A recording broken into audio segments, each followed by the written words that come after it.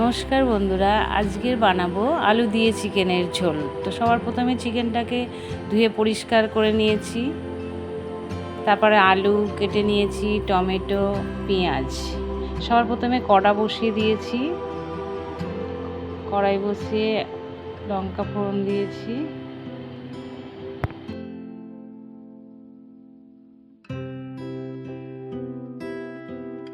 পেঁয়াজ দিয়ে দিলাম। তারপর চিকেনটাকে আমি তার আগে নুন, হলুদ এবং তেল দিয়ে মেখে রেখেছিলাম।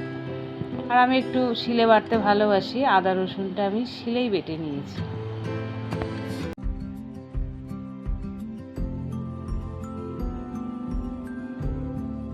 এদিকে পেঁয়াজটা তো ভাজা ভাজা হয়ে এসছে।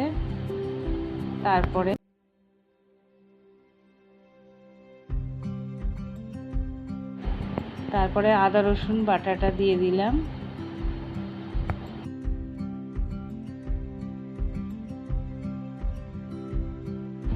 তারপরে টমেটো দিলাম। তারপরে সমস্তটা গলে গেলে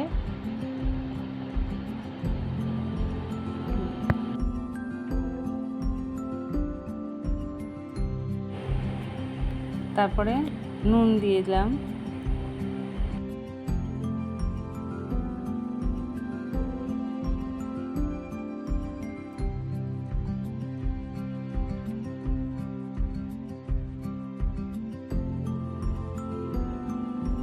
মশলাগুলো ভালো মতো ভাজা হয়ে গেলে তারপরে হলুদ গুঁড়ো,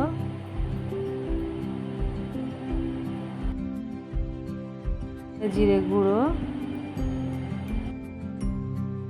লঙ্কার গুঁড়ো দিয়ে মশলাটা ভালো করে কষিয়ে নিলাম।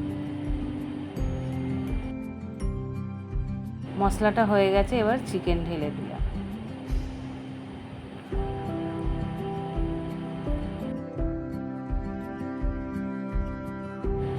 তারপরে চিকেনটাকে ভালো করে নাড়িয়ে নিয়ে ভাজা আলুগুলো দিয়ে দিলাম।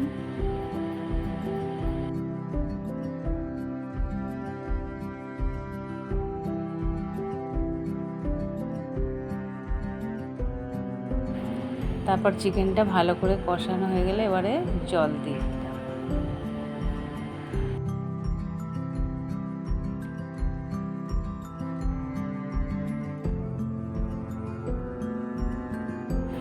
ঝোলটাকে 10 মিনিট ফুটিয়ে নেওয়ার পরে আমার চিকেন হয়ে গেছে রেডি।